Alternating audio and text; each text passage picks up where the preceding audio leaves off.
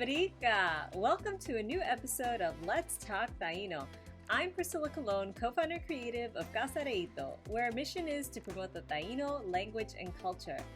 On today's episode, we're going to be talking about the cardinal points, that is north, south, east, and west. We're going to talk about the animals associated with these directions and their spiritual meanings. Now, obviously, cardinal points, the directions, are used to signify a physical orientation. However, our ancestors also used it as a guide, as the directions that we can point to when we're facing spiritual trouble. One thing I want to note is that the names for the cardinal points that we're using today come from the Primario Básico del Taíno Boriquenaiki. This variant uses these particular words. However, you may see other words used for north, south, east, and west when you do your own research online, and that's okay. Everyone has different words for the same things, just like we do in English, Spanish, and so on.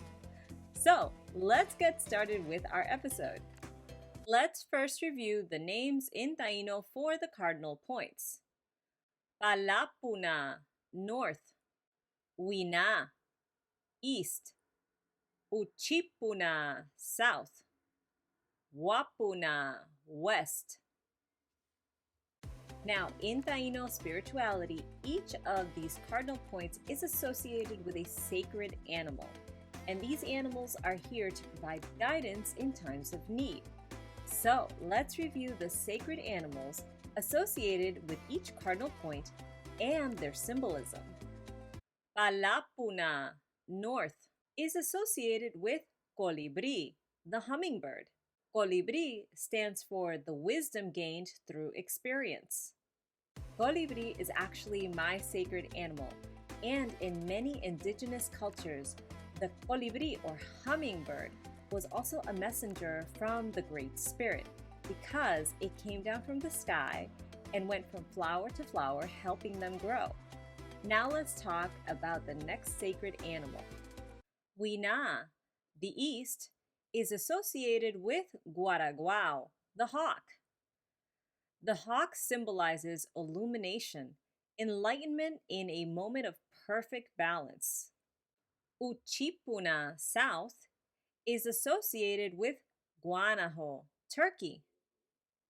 Guanajo symbolizes innocence and open-mindedness.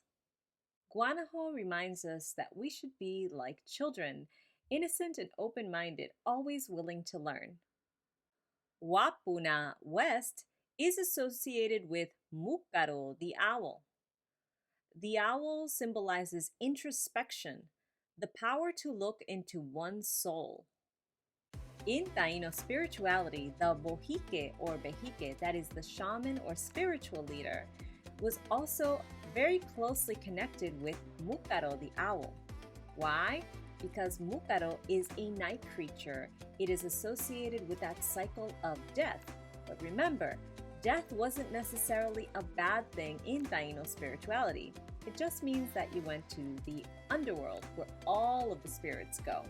So Mucaro was a special messenger. It was the eagle of the night, a messenger directly associated with that spiritual world. Now let's test your memory. I want to see if you remember which sacred animal is associated with each cardinal point. Are you ready for this fun activity? I am, so let's go. Do you remember which animal is associated with Palapuna, north? Correct, that is colibri, the hummingbird. How about Huina, east? That's right, the sacred animal is guaraguao, the hawk. Do you remember which animal is associated with Uchipuna, south? Correct again, that is guanajo, turkey. And how about Wapuna, west? Which animal is associated with that cardinal point? That's right, Mucaro, the owl, is associated with Wapuna, west. That was pretty easy, no? So we learned the 4 cardinal points and the sacred animals associated with each one. Let's review them one more time to make sure we learn them all. Palapuna, north. Colibrí, hummingbird. Huiná, east. Guaraguao, hawk. Uchipuna, south. Guanajo, turkey. Wapuna, west. Múcaro, owl. Wasn't that a short but informative lesson? Is there a particular animal that speaks to you? Some animal that you're connected with? Why don't you leave the information below in the comments? I would love to know. If you want to continue studying on your own, please also look at the Linktree link that I've left below. It has a ton of resources, things like activity books, language books, novels, and anything else that you want to read all about the Taíno language and culture.